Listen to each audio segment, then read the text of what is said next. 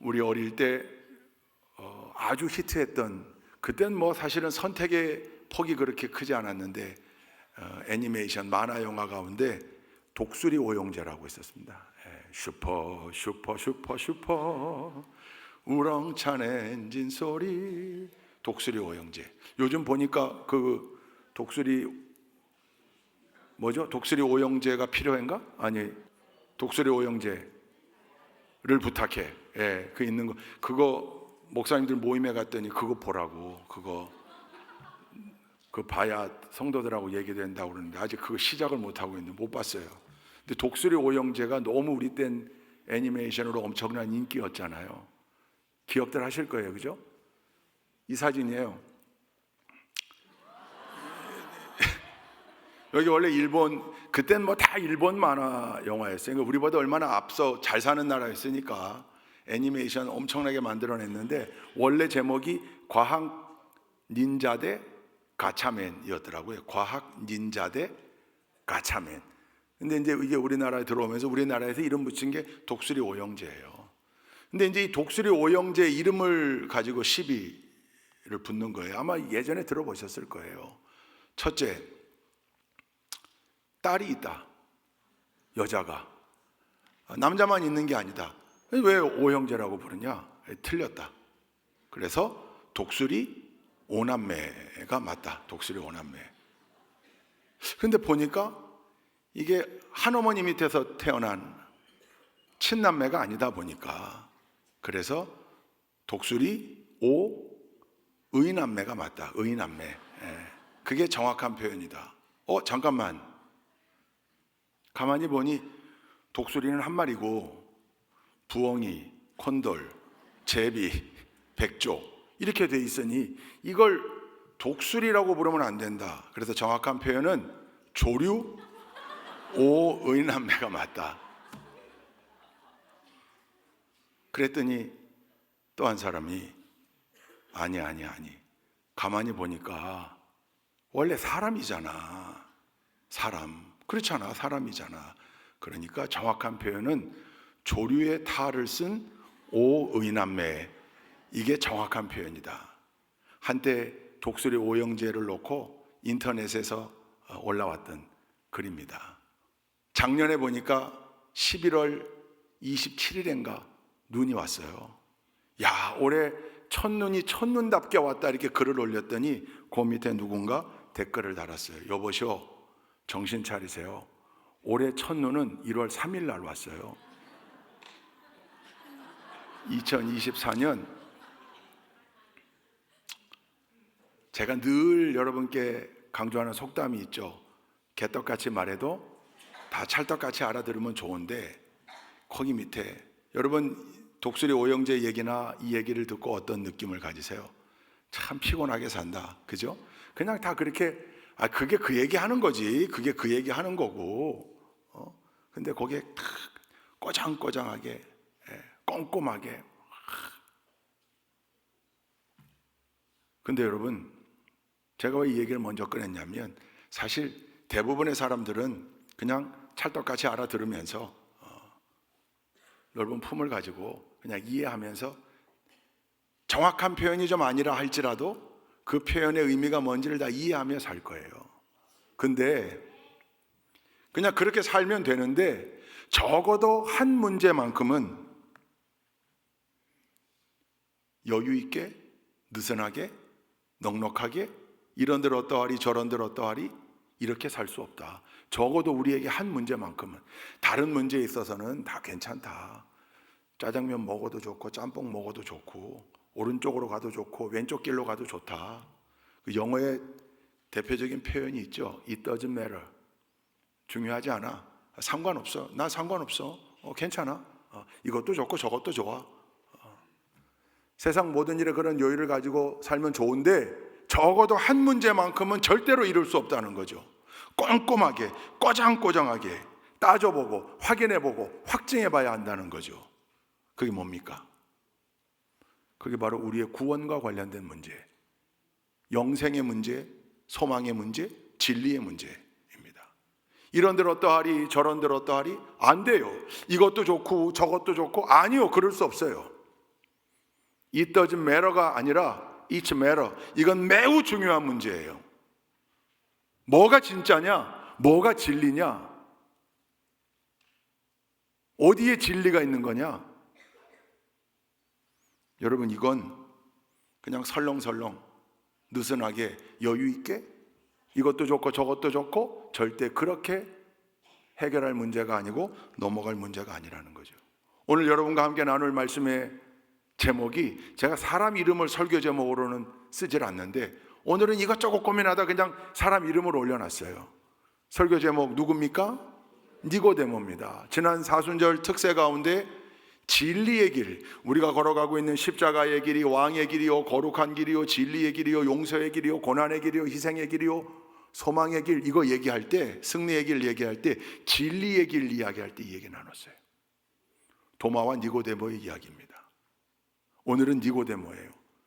니고데모가 제가 앞에 말한 이 이야기와 아주 밀접한 관계가 있는 사람입니다. 이 니고데모는 요한복음에만 등장해요. 3장, 7장, 19장 이렇게 세 절에 나옵니다. 오늘 본문 사실은 1절부터 5절까지 읽었지만 21절까지 읽어야 되고 7장도 좀 읽어야 되고 19장도 읽어야 되는데 성경 봉독자에게 읽히기엔 너무 길어서 1절부터 5절까지만 우리가 읽었어요. 오늘 본문 말씀을 보더라도 알 수 있어요. 니고데모가 어떤 사람인가? 아, 바리새파 사람이었구나. 유대교의 지도자였구나. 산헤드린 공의회 의원으로 모두가 인정합니다. 그러니까 유대 사회에서 가장 권력의 정점에 있었던 사람이에요. 가진 게 많았던 사람입니다. 그 사람이 한밤중에 예수님을 찾아옵니다. 밤중에 찾아온 이유가 있습니다. 사람들의 눈이 있었기 때문에 몰래 찾아온 겁니다. 자기의 포지션상 어려운 일이었고 위험한 일이었는데 그럼에도 불구하고 감수하고 찾아왔습니다. 찾아와서 예수님과 대화하기 시작합니다. 2절 말씀을 한번 열어봐 주시죠. 함께 읽어보시겠습니다. 2절 시작. 이 사람이 밤에 예수께 와서 말하였다. 라비님, 우리는 선생님이 하나님께로부터 오신 분임을 압니다. 하나님께서 함께 하시지 않으시면 선생님께서 행하시는 그런 표징들을 아무도 행할 수 없습니다. 밤중에 찾아와서 선생님, 예수님을 높이는 거예요. 선생님은 하나님께서 보내신 분, 하나님께로부터 오신 분이 확실합니다. 왜냐하면 하나님으로부터 오신 분이 아니라면 이런 일들을 행할 수 없습니다. 어떤 일일까요? 그 요한복음 3장 앞부분에 보면 예수님이 공생애를 시작하며 일으킨 기적들이 있습니다. 예수님 공생의 첫 번째 기적이 뭡니까? 가나 혼인잔치에서 물을 포도주로 만든 기적입니다. 여러분, 어떻게 물이 그냥 포도주가 됩니까? 어떻게 물이 그냥 술로 변할 수 있습니까? 그럴 수 없어요. H2O가 CH5OH 안 돼요. 다른 조건, 다른 물질이 거기 첨가되지 않고는 될 수가 없어요. 근데 그렇게 만드셨단 말이죠. 여러분, 이게 가능한 일일까요? 인류 역사상 마법을 행했던 사람들이 있습니다. 출애굽기에도 보면 모세가 바로 앞에 섰을 때 모세의 지팡이가 뱀으로 변할 그 순간에 바로가 데리고 있던 술사들, 마술사들도 자기 지팡이를 뱀으로 만들었었습니다. 신통한 일들을 합니다. 악한 영에 속한 사람들도 신기한 일들을 합니다. 그러나 창조 질서를 깨는 일을 하지 못합니다. 이건 생명의 주인이시요 창조주이신 하나님께만 가능한 일이거든요. 보리떡 5개와 물고기 2마리로 어떻게 5,000명을 먹이고, 그것도 놀라운데 남은 걸 모았더니 12광주리가 됩니까? 5,000명이 5,000분의 1씩 뜯어 먹었다고 가정한다 할지라도 어떻게 남은 게 12광주리가 됩니까? 하나님 아니고서는 할 수 없는 일이에요. 지금 니고데모는 지금 예수님께 그거 인정해 드리는 겁니다. 니고데모의 지혜이기도 하죠. 자기가 지금 답을 구하기 위해 왔는데 자기 앞에 있는 예수님 앞에 바짝 엎드린 겁니다. 그를 높이는 겁니다. 근데 니고데모가 질문하기 전에 3절 말씀, 예수님이 니고데모의 궁금함을 이미 말해버립니다. 3절입니다. 시작. 3절 말씀 시작. 예수께서 그에게 말씀하셨다. 내가 진정으로 진정으로 너희에게 말한다. 누구든지 다시 나지 않으면 하나님의 나라를 볼 수 없다. 이제 본격적인 예수님과 니고데모의 대화가 이어집니다. 여러분, 공관복음서 마태, 마가, 누가에는 니고데모가 안 나온다 그랬잖아요. 근데 비슷한 얘기가 있어요. 영생에 대한 궁금함을 가지고 온 부자 청년, 어떤 부자, 부자 관리, 이렇게 서로 다르게 기록하고 있어요. 그 사람에게 주님 뭐라고 그럽니까? 가진 걸 전부 나눠주어라. 그랬더니 재물이 많은 거로 심히 근심하며 떠나갔다. 이 사람이 혹시 니고데모 아닐까? 이렇게 연결해서 생각하는 사람들도 있지만 확정할 수가 없습니다. 왜냐하면 이름도 안 나와 있고 사실은 대화의 결도 조금 달라요. 다만 둘 다 영생, 구원에 대하여 다루고 있는 건 공통이에요. 지금 그 궁금함을 가지고 온 거예요, 니고데모가 예수님께. 그랬더니 예수님이 먼저 말씀을 꺼내셔서 뭐라고 했냐면 다시 태어나야 한다. 이걸 개역 성경에는 뭐라고 그랬죠? 개역 개정에는 거듭나야 한다. 이게 거듭남의 교리, 중생의 교리라고 그러는데, 여러분이 중생이라는 단어를 들으면 이게 저쪽 집에서 주로 잘 쓰는 표현이잖아요. 그때 중생은 무리 중자를 쓰는 겁니다. 이 불쌍한 중생들아, 그럴 때 중생이고요. 우리 성경에서 말하는 중생의 교리는 다시 중자를 쓰는 거예요. 다시 태어난다, 거듭난다, 완전히 새롭게 태어난다, 새로운 사람이 된다, 그 얘기 하시는 거예요. 거듭난다. 그러니 니고데모가 아니 잠깐만, 우리가 이미 태어나서 살고 있고 나이도 먹고 좀 늙었는데 어떻게 다시 태어납니까? 어머니 뱃속에 다시 들어갈 수가 없지 않습니까? 이러면서 대화가 이어졌어요. 결국 주님이 답을 주세요. 물과 성령으로 거듭나는 것. 육신의 거듭남 말고, 우리가 이미 태어났는데 어떻게 육신이 다시 태어날 수 있단 말인가? 그거 말고 물과 성령으로 거듭나는 것, 그게 뭡니까? 물로 우리의 죄를 씻기고 죄의 문제가 해결되어지고 성령, 불같은 성령이 내 안에 내주하시는 것, 그게 언제입니까? 여러분, 그게 언제입니까? 여러분이 이미 그걸 다 지나오셨는데 죄의 문제를 해결하셨고 성령님이 우리 안에 내주해 계시는 그 순간, 그게 언제입니까? 예수를 그리스도로 고백하는 그 순간, 예수를 그리스도로 영접하는 그 순간, 할렐루야! 그것을 확증하기 위하여 물로 세례 예식을 베푸는 것이고, 내 안에 계신 성령님께 내 삶의 모든 것을, 삶의 주도권을 맡겨드리는 일, 그게 불같은 성령을 체험한 오순절 성령 강림 사건 이후에 우리 모두가 성령의 사람으로 살아가는 일 아닙니까? 그게 예수 그리스도로 말미암았습니다. 니고데모의 궁금함에 예수님이 계속 답을 주십니다. 니고데모가 또 질문합니다. 2절, 4절, 9절에 보면 니고데모가 말하였다, 니고데모가 물었다, 이런 표현이 계속 나와요. 결국 이 대화가 정점을 향해 가더니 결국 주님이 한마디로 정리하신 말씀이 16절 말씀 아닙니까? 하나님이 세상을 이처럼 사랑하사 독생자를 주셨으니, 개역개정으로 우리가 외우고 있으니까, 이는 저를 믿는 자마다 멸망치 않고 영생을 얻게 하려 하심이라. 그 하나님의 독생자가 누구라는 거예요? 주님, 니고데모 네 앞에 있는 니고데모와 예수님의 역사적인 만남이었고, 그 만남 가운데 우리에게 선물처럼 주어진 진리의 말씀이 요한복음 3장 16절입니다. 그 이후에 니고데모가 두 번을 더 등장해요, 요한복음에. 그게 7장에 먼저 나옵니다. 7장. 우리 7장 말씀을 한번 읽어볼까요? 45절부터 52절까지 함께 교독하십시다. 제가 먼저 읽겠습니다. 성전 경비병들이 대제사장들과 바리새파 사람들에게 돌아오니 그들이 경비병들에게 물었다. 어찌하여 그를 끌어오지 않았느냐? 경비병들이 대답하였다. 그 사람이 말하는 것처럼 말한 사람은 지금까지 아무도 없었습니다. 바리새파 사람들이 그들에게 말하였다. 너희도 미혹된 것이 아니냐? 지도자들이나 바리새파 사람들 가운데서 그를 믿는 사람이 어디에 있는지 말이냐? 율법을 알지 못하는 이 무지렁이들은 저주받은 자들이다.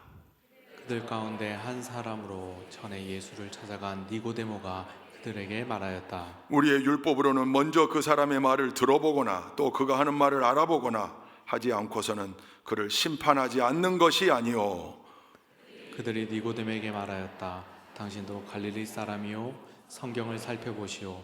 그러면 갈릴리에서는 예언자가 나오지 않는다는 것을 알게 될 것이오.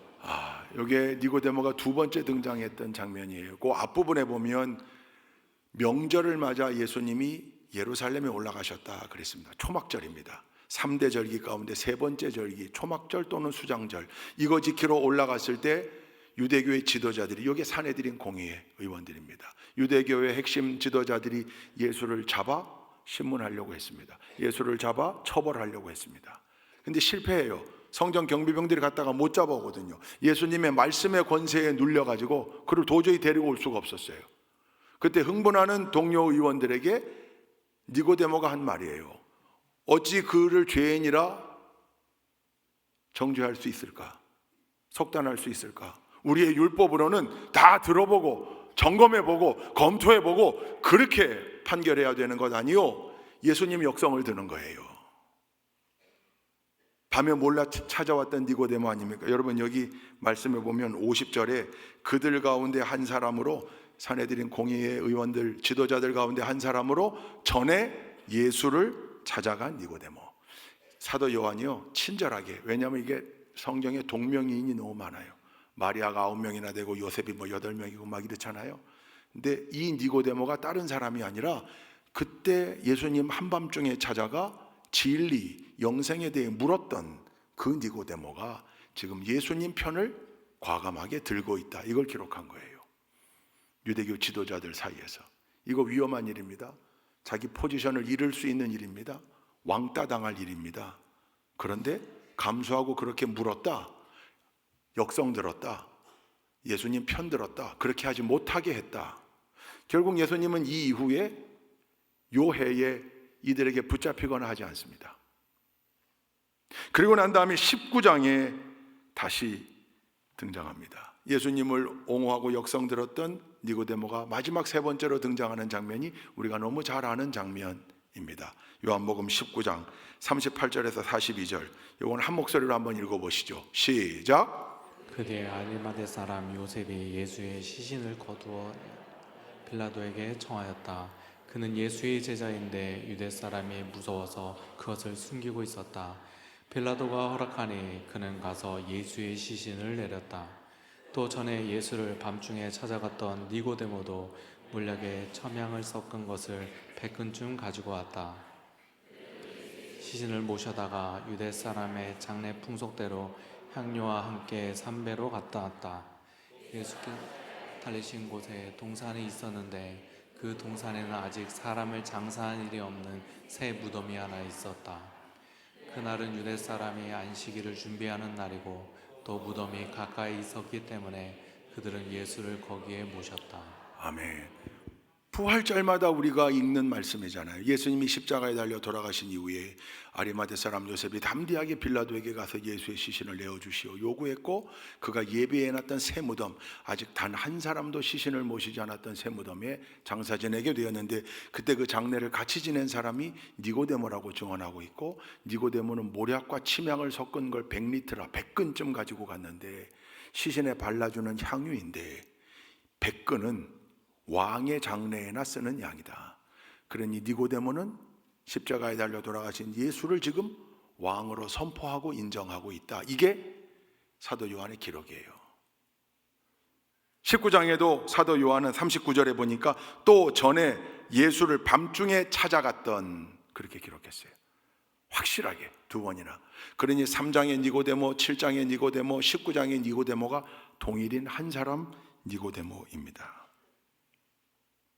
이 세 곳을 통해 니고데모를 알 수 있고 니고데모의 정보를 얻을 수 있습니다. 오늘 그 니고데모에게서 한 수 배우기를 원합니다. 그래서 이 말씀을 정한 거예요. 니고데모의 어떤 모습을 우리가 벤치마킹해야 하며 어떤 교훈을 얻어야 할 것인가. 여러분, 세 가지를 나누려고 합니다. 첫째, 니고데모는 어디에 관심이 있었던 사람입니까? 어디에? 니고데모는 가진 게 많은 사람입니다. 권력도 가지고 있고 물질도 가지고 있고 지위도 가지고 있고 명예도 가지고 있었습니다. 여러분, 원래 가진 게 많은 사람들은요, 그거 지키는 일에 힘을 씁니다. 그리고 더 가지려고 노력합니다. 가진 사람이 더 하다는 말 우리가 늘 하고 살잖아요. 더 가지려고 해요. 더 채우려고 해요. 더 높아지려고 해요. 잃어버릴 게 많아서 늘 전전긍긍합니다. 그럼에도 불구하고 이 니고데모가 한밤중에 예수를 찾아온 이유가 있습니다. 뭐 때문입니까? 진리에 대한 관심, 영생에 대한 관심, 구원에 대한 관심이 그의 관심사 프라이어리티 넘버 1, 우선순위 1번이었습니다. 그러니 나머지 것을 잃어버릴 수도 있는 위험임에도 불구하고 니고데모는 예수를 찾아온 겁니다. 여러분, 위대한 신학자이자 과학자이자 수학자이자 철학자였던 파스칼이 말했습니다. 인간의 심령 안에는 하나님으로 외에는 그 어떤 것으로도 채울 수 없는 빈 공간이 있다. 그건 명예로도 채워지지 않고 물질로도 채워지지 않고 권력으로도 채워지지 않는다. 쾌락으로도 채워지지 않는다. 하나님이 우리를 창조하실 때 그 우리 안에 빈 공간을 코딩해 놓으셨다. 만들어 놓으셨다. 요즘 용어로 코딩해 놓으셨다. 프로그래머 해놨다. 하나님으로만 채울 수 있다. 여러분, 그래서 인간은 영적 동물이 되는 거예요. 이 니고데모는 다른 많은 것들 중에 진리에 대한 관심이 1번이었던 사람입니다. 우리 성도님들께 한번 묻겠습니다. 2025년 4월 27일 지금 이 시점에 여러분의 가장 주된 관심사 1번은 뭡니까? 1번이 뭡니까? 할렐루야. 언제나 제일 훌륭한 청중이에요. 여러분, 1번이 뭡니까? 1번. 혹시 부자 되는 거 아닙니까?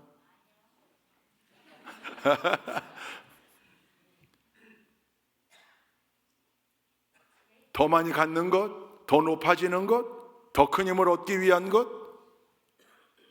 여러분, 우리가 늘 진리 위에서 산다고 고백하면서도 우리의 관심이요, 예수 그리스도 하나님이 저 뒤에 있을 때가 많아요. 진리의 길이 저 뒤에 있을 때가 많아요. 나는 이미 진리의 길 위에 서 있으니까. 그렇죠. 우리는 이미 예수 그리스도를 만난 사람들이고 물과 성령으로 거듭난 사람들이고 천국에서의 영생을 예약받은 사람들이고 그래서 하나님의 자녀로 살아가고 있습니다. 그런데 그 진리의 길 위에 있음이 늘 새롭게 고백되어지냐고요.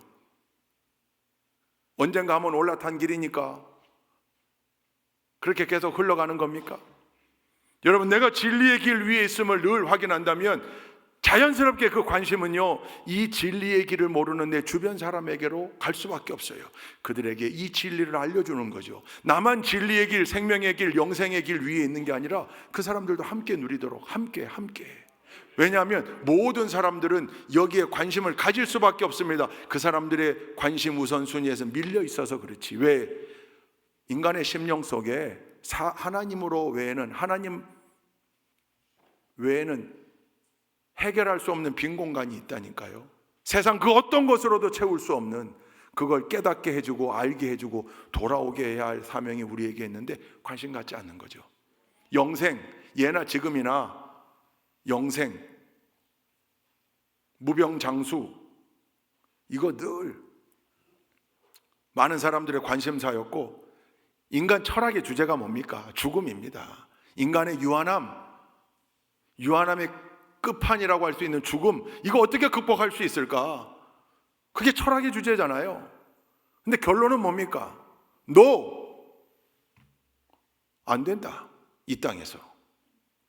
여러분, 이 땅에서 영원히 살 수 있습니까? 옛날 진시 황제가 그래서 불로초 구하려고 했고, 이집트의 파라오들도 이 땅에서 영원히 살려고 노력하다가 안 되니까 이후 세계에서 어떻게 살 수 있을까? 하나님의 권세와 예수 그리스도의 은혜를 모른 채, 그때 물론 예수 그리스도가 이 땅에 오시기 전이었으니까요, 엉뚱한 방법들로 이후의 세계를 준비했지만 어리석은 길들이었습니다. 근데 지금 과학 문명이 발달하다 보니까 과학의 힘으로 어떻게 한번 영생할 수 있는 방법을 찾아보면 좋지 않을까? 그게 그 유명한 구글의 영생 프로젝트입니다. 칼리코 프로젝트. 2013년도에 칼리코 항노화 세포 연구소를 만들어서 구글의 공동 창업자인 레리 페이지가 이 영원히 사는 거에 굉장히 관심이 높았던 사람이거든요. 거기 어마어마한 예산을 투여했고요. 지금까지 잘 오픈도 하지 않고 있어요. 지금도 계속됩니다. 12년 전에 시작된 거예요. 2008년도에 노벨 생리의학상을 받은 과학자들이 누구냐면 노화에 대한 연구를 했던 사람들이에요. 그래서 안티에이징, 나이를 거꾸로 먹거나 나이 들지 않는 것, 그 연구한 사람들이에요. 여러분, 그 세포 끝에 있는 텔로미어라고 하는 꼬리가 뭉툭하게 따르면서 노화가 된다는 거 아니에요? 그래서 그거를 닳지 않도록 만들면 노화되지 않을 수 있고, 젊음을 유지할 수 있다. 여러분, 2018년도에 세계보건기구 WHO가 노화를 공식적으로 질병으로 인정했습니다. 이 사람들은 다 지금 노화를 질병으로 생각하고 노화를 방지하고 영원히 사는 방법 찾겠다고 노력하는 사람들이에요. 그 중에 유명한 사람 가운데 하나가 커즈와일이라고, 우리 신디사이저는 야마 거 노드 건데 대부분 신디사이저에 커즈와일 브랜드가 많아요. 이 커즈와일, 그 사람이 신디사이저 만든 사람이에요. 이 사람이 자기 친구와 함께 반노화 프로젝트, 그래서 하루에 250만 원씩 그 건강 보조 음식들 먹어가며 프로젝트가 진행되고 있었죠. 효과가 있었다, 일부분. 여러분, 이 노력을 지금도 계속하고 있어요. 요즘 유명한 그 테슬라의 앨런 머스크 제일 친한 친구였던 피터 틸이라는 사람이 페이팔 창업자인데, 이 사람은 묘하게도 피를 통하여 늙지 않는 방법, 피를 통하여 젊은 피를 수혈받아서 안티에이징 하는 방법, 그 회사를 하나 만들었어요. 암브로시아. 이게 그리스 신화에 나오는 거잖아요. 암브로시아. 그리스 신들이 먹는 음식과 음료, 피. 여러분, 옛날 김일성이 젊은 피 수혈받았다는 거 아닙니까? 예. 그분이 어디 계신가요 지금? 가셨어요? 근데 저는 이 피터 틸이 암브로시아를 통해서 자기들 서양의 레전드로 내려오는, 전설로 내려오는 뱀파이어들이 피를 먹고 영원히 살았다, 피에서 해답을 찾아야 된다. 내가 이 글을 읽고 아멘 그랬어요. 그래, 맞아, 정답은 피에 있는 거야. 피. 근데 네 피 말고, 젊은 피 말고 어디 피에? 예수의 피에. 할렐루야. 근데 지금도 계속 그 암브로시아는 피를 연구하고 있고, 그 피를 맞으면 안티에이징 효과를 누릴 수 있다. 그럴 수 있겠죠. 노화를 더디게 할 수 있겠죠. 질병을 고치는 데 도움은 될 수 있겠죠. 구글이 얼마 전에 인간 500세 프로젝트 얘기했어요. 500세까지 살 수 있겠다. 여러분, 500세까지 살고 싶으세요? 아니에요. 저는 살고 싶은데. 무드셀레가 969세 살았잖아요. 근데 조건이 있죠. 건강하게 살 수 있다면. 이 사람들의 연구가 저는 기여하기를 바랍니다. 어디에? 아픈 우리를 건강하게 치료하는데.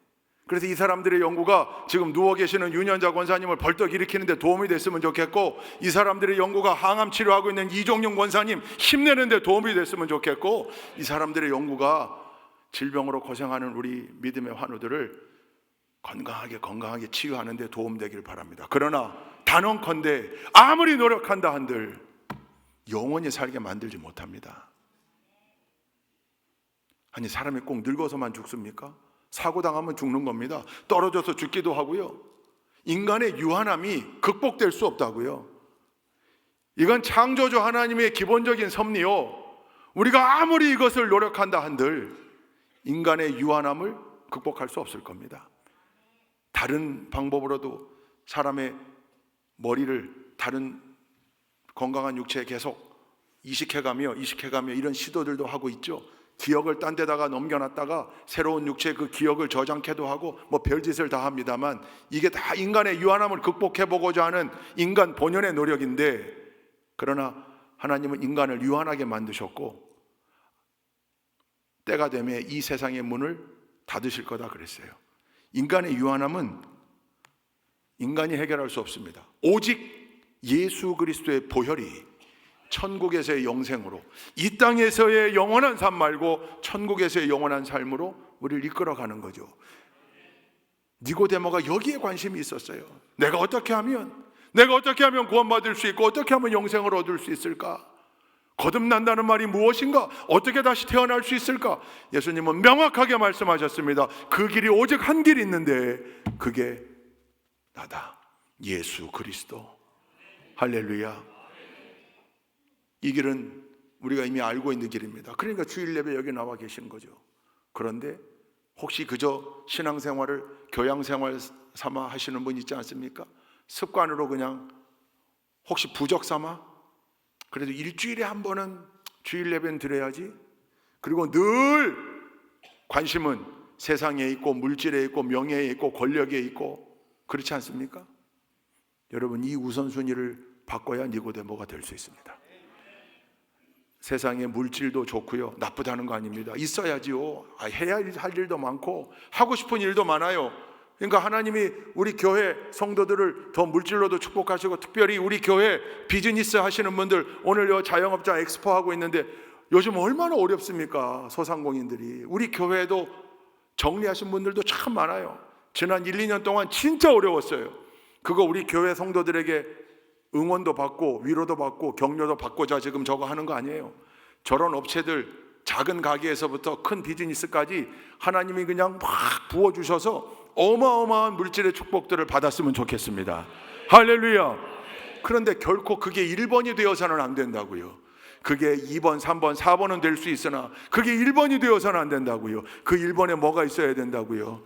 진리를 향한 갈망. 나는 진리 위에 서 있으니 그 다음엔 자연적으로 내 주변에 이 길을 알지 못하는, 아직도 영생의 길, 구원의 길 알지 못하는 그 사람들, 거기에 프라이어리티 넘버 원, 우선순위 1번가 있을 때 우리 니고데모에게 한 수 배운 사람들이 될 수 있는 겁니다. 예배를 그저 관람으로 생각하고 예배자가 돼야 되는데 그저 예배는 슥 시청하고 말고, 지금 아마 유튜브로 예배드리고 있는 성도님들 가운데 특별히 우리 믿음의 환우들 간절한 마음으로 예배드리고 있을 겁니다. 엊그저께 장례를 치른 박종순 권사님, 4년 가까이 집에서 우리 남편 유승국 권사님과 유튜브로 예배드렸습니다. 어떤 갈망이 있었을까요? 하나님, 제가 일어나서 저 성전에 가서 예배드리기를 원합니다. 지금 예배드리고 있는 우리 환우들 많습니다. 그분들은 간절함으로, 지금 이 순간에도 간절함으로 예배를 드리고 있을 겁니다. 근데 그렇게 불가피하게 유튜브로 예배드리며 간절함으로 사모하는 분들이 있는가 하면 그냥 유튜브 예배를 하나의 옵션으로, 선택사항으로 놓고 오늘은 기분이 꿀꿀하니 그냥 유튜브로 그것도 지금 라이브로 시간 놓치니까 오후 한 2시쯤 돼가지고 한 2배속으로 빨리 돌려가며 그냥 후딱 해치우는 예배? 여러분, 그분들에게 진리에 대한 관심이 1번일 수 있겠습니까? 현장에 와서 예배를 드리는 분들도 마찬가지입니다. 은혜에 대한 갈망, 하나님의 만지심에 대한 사모함, 하나님이 또 오늘은 내게 어떤 말씀으로 깨닫게 하시고 힘을 주실까 기대와 설레임, 이게 아니고 몸은 여기 와 있으나 생각은 지금 오늘 포기했던 골프장에 가 있고 그렇다는 거 아니에요. 목사님, 골프장에 가가지고는 계속 예배의 자리가 생각나고 예배의 자리에 오니까 계속 골프장이 생각나고, 충분히 이해되는 얘기지만 우리는 의지적으로 하나님 앞에 바로 서기 위하여 노력해야 되는 사람들 아닙니까? 니고데모는요, 그 진리와 영생과 구원에 대한 갈망을 가지고 예수님을 직접 위험을 무릅쓰고 찾아왔습니다. 그리고 결국 예수님으로부터 핵심되는 진리의 말씀을 듣고 떠나갔습니다. 니고데모 덕분에 오늘날 우리에게 요한복음 3장 16절이 주어진 겁니다. 하나님의 세상을 이처럼 사랑하사, 성경 말씀 중에 핵심 중에 핵심, 복음 중에 복음, 그 진리, 예수를 통하여 구원받고 영생 얻는다. 그러니 우리도 여러분, 우선순위 배열을 지혜롭게 믿음으로 다시 해서 저 밑에가 있다면 진리에 대한, 구원과 영생에 대한 갈망과 타인들을 향한 진리의 선포가 저 밑에가 있다면 그것을 다시 1번으로 끌어올려 언제나 그것을 1번의 자리에 놓고 살아가는 제2, 제3의 니고데모가 될 수 있기를 주님의 이름으로 축원드립니다. 두 번째, 니고데모는 질문하는 사람이었습니다. 질문하는 사람. 여러분, 한국 부모들은 아이가 학교 갔다 돌아오면 이렇게 질문한대요. 오늘 학교에서 뭐 먹었냐? 오늘 학교에서 혹시 싸우진 않았냐? 이겼냐? 미국 사람들은 오늘 학교에서 친구들에게 친절을 베풀었냐? 일본 사람들은 오늘 학교에서 혹시 패 끼친 일 없냐? 선생님과 아이들에게 패 끼친 일 없냐? 이렇게 묻는데요. 이스라엘 부모들은 늘 1번이 그거래요. 오늘 학교에서 선생님에게 뭐 질문했냐? 뭐 질문했냐? 알고 있는 척 하지 마라. 이해한 척 하지 마라. 여러분, 미국의 유명한 극작가죠. 소설가 톰 소여의 모험, 허클베리 핀의 모험 쓴 마크 트웨인, 명언을 남겼는데 이런 말을 남겼어요. 질문하는 사람은 잠시 바보가 되지만 질문하지 않는 사람은 평생 바보로 남는다. 이해한 척 하지 말라는 거예요. 아는 척 하지 말라는 거예요. 진리를 알지도 못하면서 아는 척, 그 멸망으로 가는 지름길이에요. 근데 우리는 아는 척 할 수가 없어요. 왜? 진리가 너무 간단하고 쉽거든요. 예수 그리스도 오직 한 분, 그거 외에 딴 건 없거든요. 근데 이걸 알게 되기까지 니고데모는 끊임없이 질문했습니다. 질문의 기술이 중요한 게 아니라 질문의 내용이 중요했어요. 여러분, 주저하죠. 우리 한국의 교육 문화는 어릴 때부터 사실 교실에서 선생님 질문 있습니다, 여기에 얼마나 대단한 용기가 필요했는지 너무 잘 공감하실 거예요. 요즘은 좀 분위기가 달라졌다고 그러는데 질문은 진짜 용감해야 질문할 수 있는. 그래서 제가 군 생활을 하면서 모 지휘관이 그 방법을 쓰는 걸 보고 야, 저거 되게 지혜로운 방법이다. 그리고 제가 그 뒤부터 벤치마킹해요. 새가족 교육할 때도 믿음의 길 할 때도 제가 꼭 이 방법 써요. 자, 이제 오늘 마칠 텐데 5분 질문 받고 끝내겠습니다. 그 얘기는 5분이 질문 안 하면 안 끝내겠습니다. 그러면 질문하는 사람들이 되게 편하게 질문하고 박수 받으며 질문하더라고요. 뭐라도 질문해야 되니 빨리 끝날 테니까. 아주 유용한 방법이에요. 여기 선생님들 계시면 쓰시고 속장님들도 소개해서 쓰세요. 근데 왜 이렇게 질문이 중요한 거예요? 모르면 모른다고 해야 하고 알기 위해 노력해야 한다. 그럼 우리는 이미 아는 사람들이잖아요. 예수의 길, 생명의 길 위에 서 있는 사람들이잖아요. 우리에게는 어떤 질문이 필요할까요? 주님, 제가 지금 바로 서 있는 거 맞습니까? 제가 지금 이 길 위에 제대로 서 있는 거 맞습니까? 늘. 그리고 스스로에게도 나는 지금 이 길 위에 온전하게 서 있는가? 하나님에게도 하나님, 제가 가야 할 길을 잘 가고 있는 것, 이 길 위에서 제가 해야 될 사명이 뭡니까? 늘 질문해야 되는 거죠. 천국 가는 그날까지 우리가 해야 될 스스로를 향한 질문, 하나님을 향한 질문, 여러분 끊임없이요. 아는 척, 다 초월한 척? 아니요. 그건 결코 우리를 성장시키지 못한다고요. 계속해서 끊임없이, 그래야 자기를 계속해서 성찰하게 되고 자기의 현 위치, 좌표를 정확하게 알게 되고 수정해야 될 좌표가 있다면 수정해야 되고, 질문을 통해 나의 위치를 알게 되고 스스로의 모습을 성찰하게 됩니다.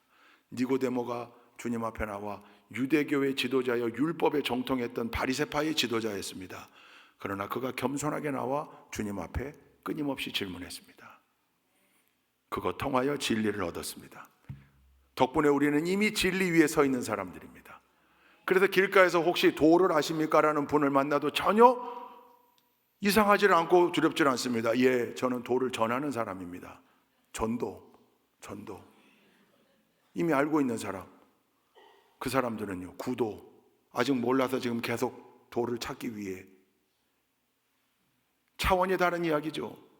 진리 위에 서 있는 우리, 근데 이걸로 끝이 아니라 끊임없이 이 진리의 길을 증거하고 확증해 보이기 위해 노력하는 질문. 여러분, 그 질문 속에 사는 우리 모두가 되기를 주님의 이름으로 축원드립니다. 마지막 니고데모가 보여준 세 번째, 참 중요해요. 뭘 보여준 거예요? 우리에게 변화를 보여줬어요. 변화.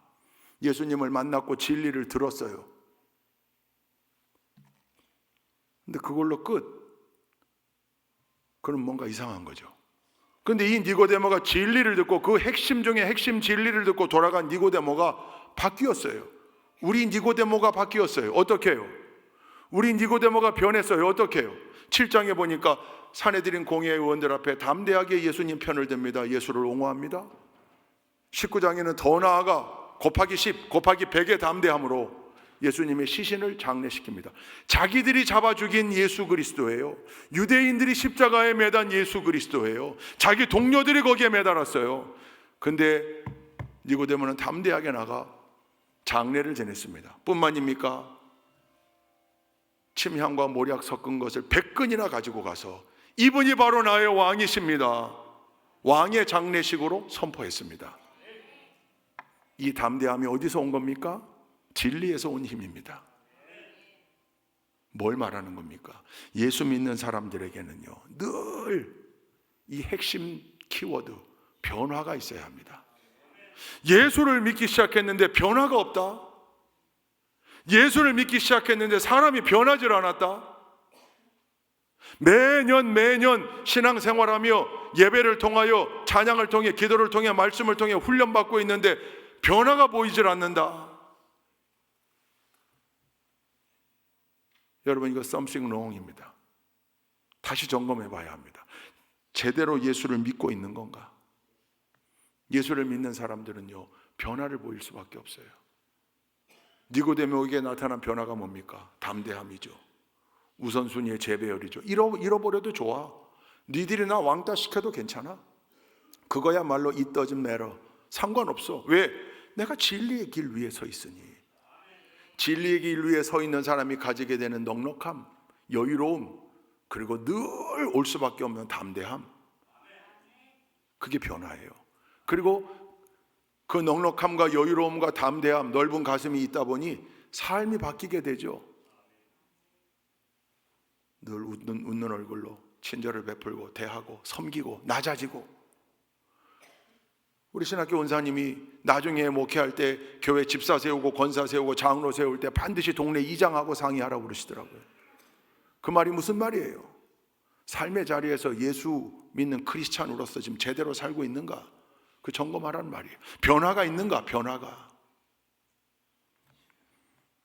여러분, 부활하신 예수님이 일시에 500여 명의 제자들에게 보였다 그랬어요.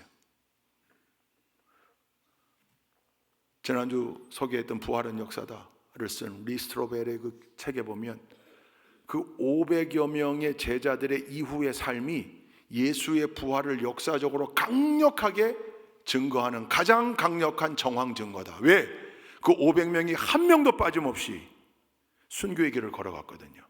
담대하게 목숨을 거기다 걸었거든요. 자기 인생을 거기에다 베팅했거든요. 그게 가짜인데 어떻게 그럴 수 있느냐 그 말이죠.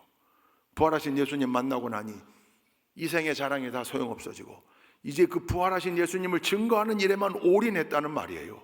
변화죠. 삶의 변화. 그 변화를 성경은 우리에게 여러 모양으로 보여주고 있잖아요. 니고데모도 그 변화를 우리에게 보여주는 단적인 사람이에요. 이 이후에 예수님 시신을 왕의 시신처럼 왕의 장례식처럼 장례 지낸 다음에 니고데모가 어떤 불이익을 당했는지 복음서는 전하고 있지 않습니다. 근데 분명한 건 불이익을 감수하고서라도 그 위험한 일에 앞장설 정도로 니고데모는 변해 있었다. 왜? 예수님 만나 진리를 듣고 진리 위에서 변화되어졌기에. 니고데모의 변화를 사도 요한은 의미 있게 우리에게 기록하고 있는 겁니다. 여러분, 우리에게도 이 변화가 있어야 합니다. 세상 사람들과 똑같이, 세상 사람들과 똑같은 모습으로 거긴 거룩하신 하나님의 역사하심이 없습니다. 분명히 구별되어져야 합니다. 걸맞는 삶의 변화가 있어야 합니다. 담대함이 생겨야 하고 넉넉함이 생겨야 하고 때로는 초월함도 생겨야 하고 바보스러움도 있어야 합니다. 그 변화가 보여질 때 세상은 감히 우리를 어쩌지 못하는, 범접할 수 없는, 세상이 줄 수 없는 영적 권세가 우리에게서 보일 겁니다. 그 변화, 그 권세가 우리 좋은교회 모든 성도님들의 삶에 충만하게 나타나기를 주님의 이름으로 축원드립니다. 기도하십시다. 좋으신 하나님, 니고데모에게서 한 수 배웁니다. 그 변화가 우리에게 있도록 인도하여 주시고 진리에 대한 갈망과 열망, 열정이 식지 않도록 인도하여 주옵시며 언제나 그 진리를 끊임없이 점검하고 나눌 수 있는 우리 모두가 되도록 역사하여 주옵소서. 예수 그리스도의 이름으로 기도 올리옵나이다. 아멘.